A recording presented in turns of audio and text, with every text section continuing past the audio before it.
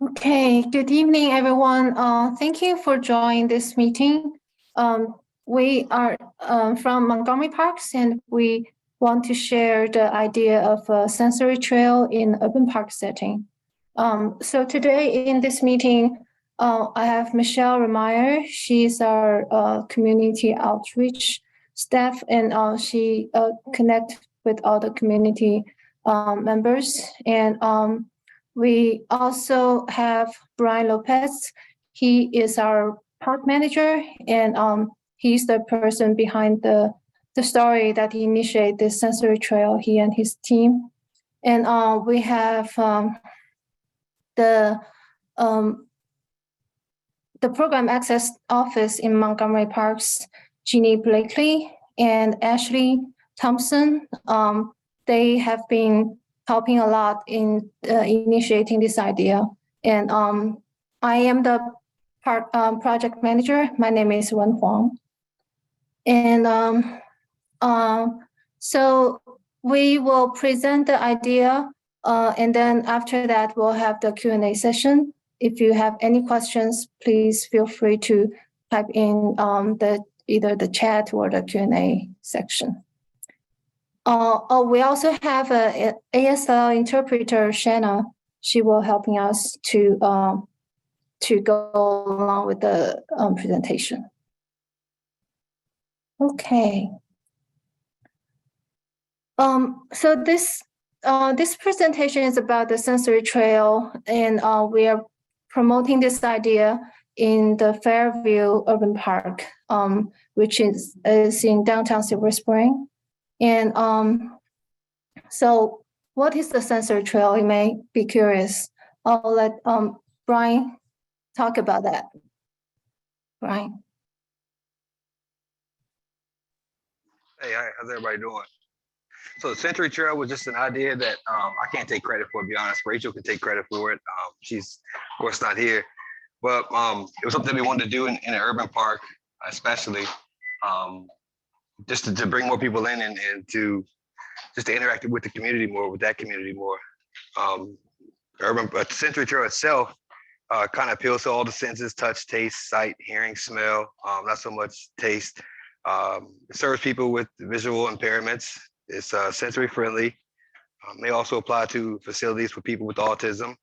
An accessible trail serves wheelchairs users, and also people who are individuals who are mobility impaired.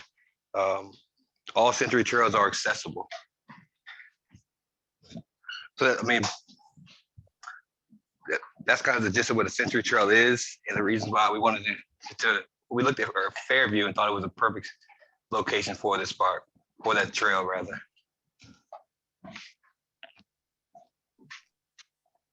So there are a few sensory trails in this region. Like Brian said, sensory trail is on top of accessible trail.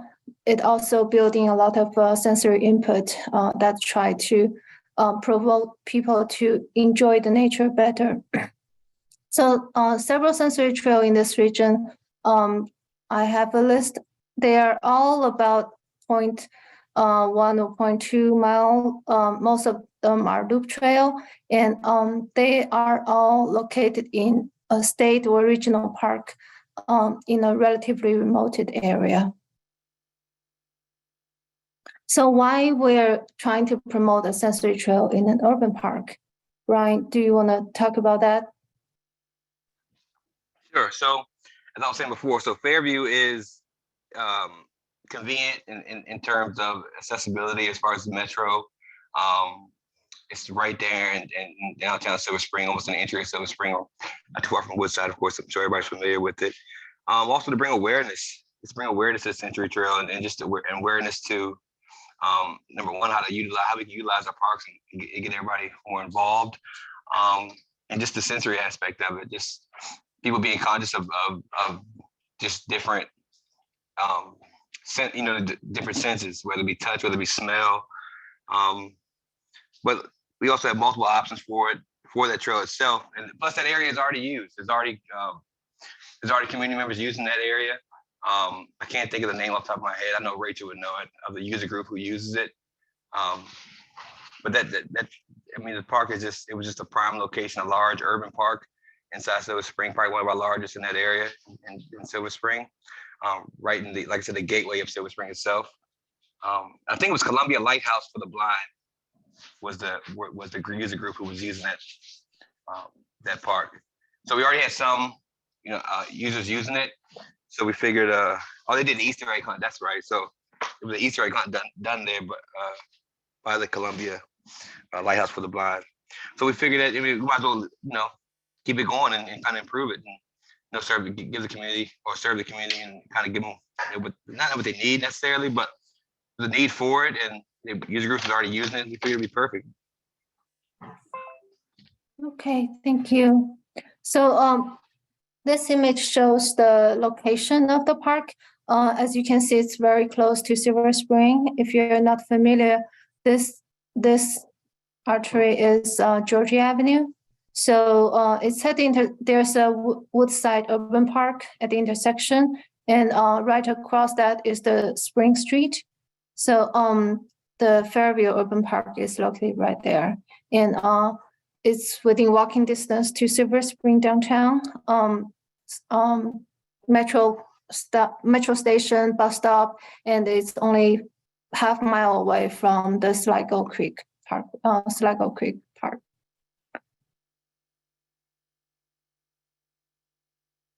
So this is the enlargement of the park. It's as I just said, it's right next to Spring Street and adjacent to some community neighborhood. And this park basically has two separate areas, not separate, but two areas. One is the upper area. It's an open lawn area right next to the street. It's very visible. There's a playground and a multi-use open lawn that's being used for public events. And then it slopes down into a more natural area. Is the lower wooded area. There's approximately 6 foot of elevation change from the upper area to the wooded area. So here's some pictures. Lower left is the view from Spring Street. Look into the open lawn area. So you can see street parking, a bike lane, sidewalk, and then this big open lawn with trees on the background. On the upper left image is showing the lower wooded area.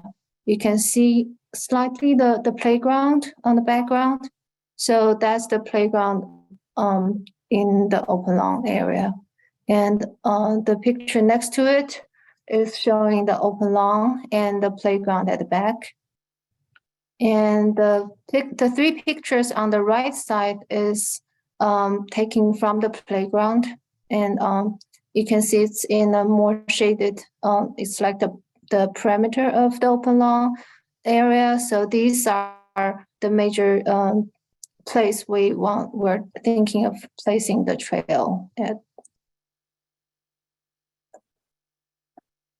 For parking situation, Spring Street is where you get to the park, and there are some street parking, a bike lane that bounded the park entrance, and there's also a county garage right across the street.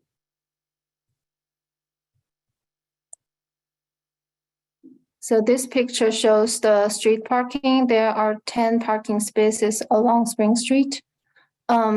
So there's a 1-lane driveway and 10 parking spaces parallel, and bike lane and sidewalk. Then next to the sidewalk is the park. And the county garage is right across the street. And there are a lot of ADA accessible parking spaces in the first floor of the garage. So after parking, people need to cross Spring Street to get to the park. As I said, there are also bus stops nearby, right at the intersection of Spring Street and Georgia Avenue, outside of the Woodside Urban Park. So it's about 4 minutes walk from the bus stop to the park, to Fairview Urban Park. So this plan shows our very preliminary concept of the trail. As you can see, we are proposing an entrance on the Spring Street. That's the yellow dot here. One thing I forgot to say there's a natural trail, like people's walked out the trail, and we may consider to link that trail with the entrance. But that trail is used by a lot of bike riders, so we don't think it's a good idea to combine the sensory trail with the bike trail. So our idea is to create the sensory trail on the perimeter of the open lawn area. So it's by itself. It won't be shared with any bike rider for safety concern. And so the open lawn area will be maintained continue for any public event use. And the sensory trail will be starting from this entrance and wrapping around the boundary of the open lawn, kind of in between the open lawn and the wooded area, and go around the existing playground and join to the other side of the sidewalk. So just the natural surface trail itself is about 0.1 mile long, and there's a possibility to connect the trail, to use the sidewalk to make it a loop. So this location has great visibility and is very close to the park entrance, easy to access to. And these dots shown here are the potential location for sensory station.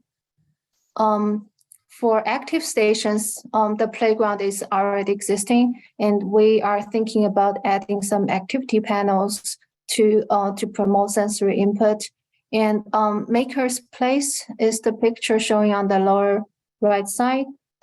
It's basically a space with loose materials. So kids or parents or users can use their imagination to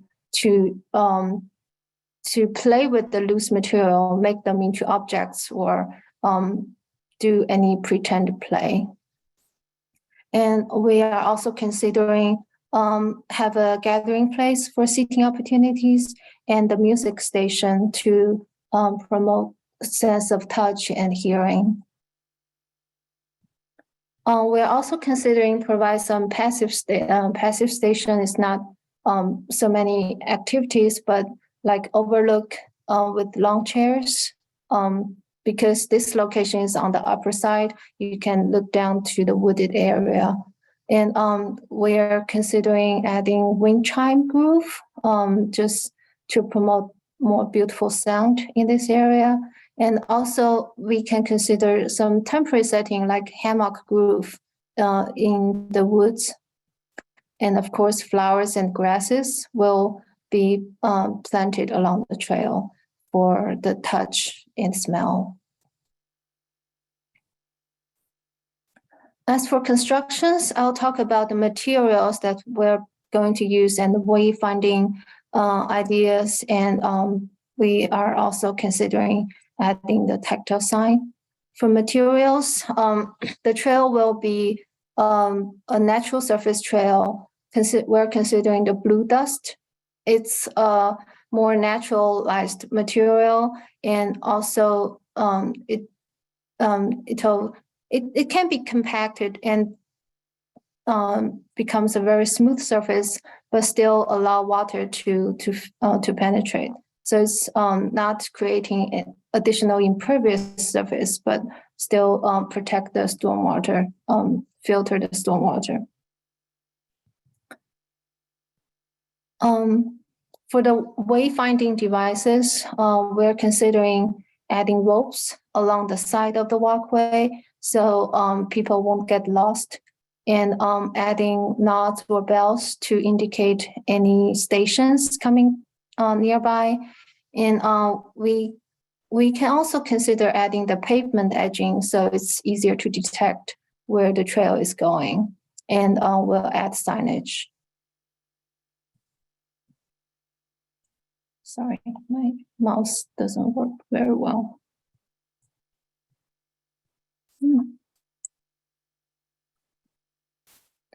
Okay, the signage, they will all be tactile signs. So people can feel and touch.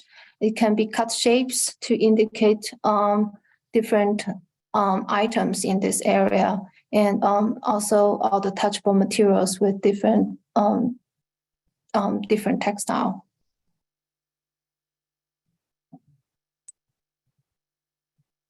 So our next step, first we'll collect the public input. I believe Michelle is going to post the public survey on Open Town Hall, so more public can provide their comments. After the public input period, we will review our budget internally and start the detailed design. Once that's done, we'll go to the construction. We are expecting to get it constructed by the end of the year, so that's the plan.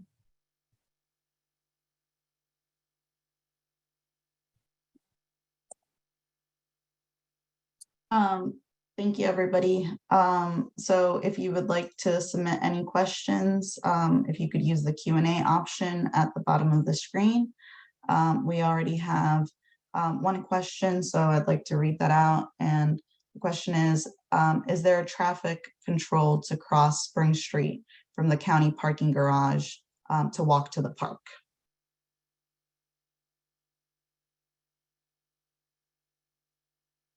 So Wen or Brian?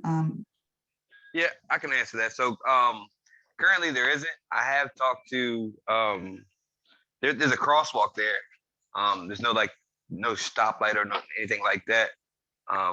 But we have a good relationship with MDOT and those gentlemen down there, people down there. So I mean, if that was something that we needed to do, I'm sure we could just talk to them and include it in the plan when it comes to when we get to start doing the design and whatnot. But currently it's just a crosswalk there for people to cross.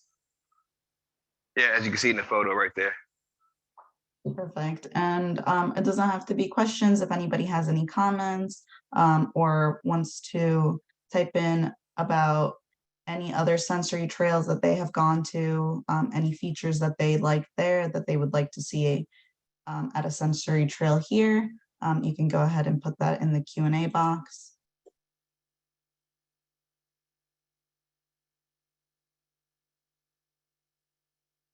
And I've also submitted the link for the survey on the chat.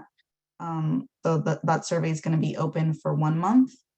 And you can go ahead and it's going to ask you questions about how likely you are to visit a sensory trail at this location. It lists different sensory stations that could be featured and asking to pick your top 3. It asks how important it is to pursue designing the trail as a loop by incorporating the sidewalk as part of the path, as well as any additional feedback. So another question that came up is blue dust similar to CR6? What will be the grade of the trail? I love a music station and an audible crosswalk would be desirable. Okay, so blue dust is finer than the CR6. It's called blue dust because it's really fine and it can be compacted, but still provide the natural trail feeling. And this plan is showing the topography of the park. So the open lawn area is quite flat, so the trail can be made very accessible without any steep slope. The audible crosswalk is a good suggestion. We will have to work with I don't know who is regulating the Spring Street, but we need to work with the regulatory to to see how to make it an audible crosswalk.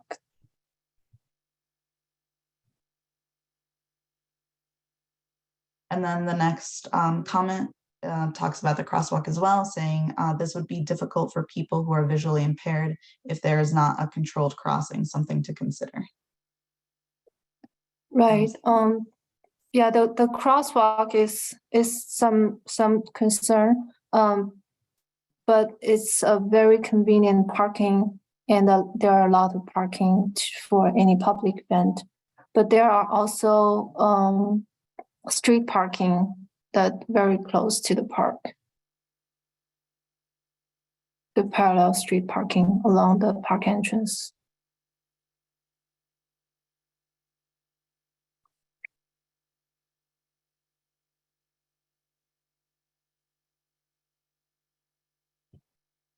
And I know one of the things that were brought up is the music station. So I think when you had mentioned that it would be like one that's in Wheaton. So if anybody else has any ideas of things that they would like to incorporate in different stations, or things that they have any concerns about, this would be a great time, and as well as using the open town hall to be able to submit that. Mm-hmm.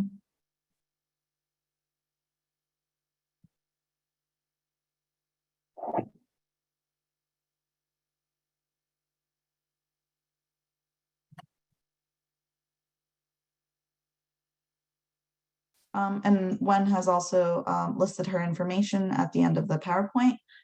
So if you have any questions that come up later, you're always welcome to email her as the project manager, or Rachel or Brian that have worked at the park directly, that can answer any questions like that. So Michelle, is this presentation going to be posted on the, I saw you post a link. Is Yes. this presentation going to be in the So server? we will be recording the presentations currently being recorded. Okay. And I will link that recording with the open town hall. So if there's anybody that wasn't able to attend today, they'll be able to watch it and then be able to take the survey as well. So I have put the survey in the chat. So if you could go ahead and share that with anybody that you think would be interested, that would be great, so we can get as much input as possible. Yeah. When we are collecting the public input, we want to hear any comments, any idea for the sensory trail. And if you have seen some interesting idea from other sensory trail, we also want to learn from it, from you guys.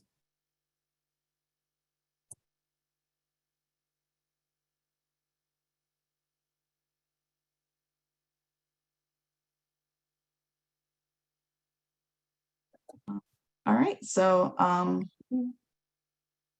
if anybody else has anything to add, if not, just here's the contact information, and please go ahead and take the survey to find out some more. Yeah, and if you have any questions or need clarifications, please feel free to contact Rachel or me. You can email or call. Okay.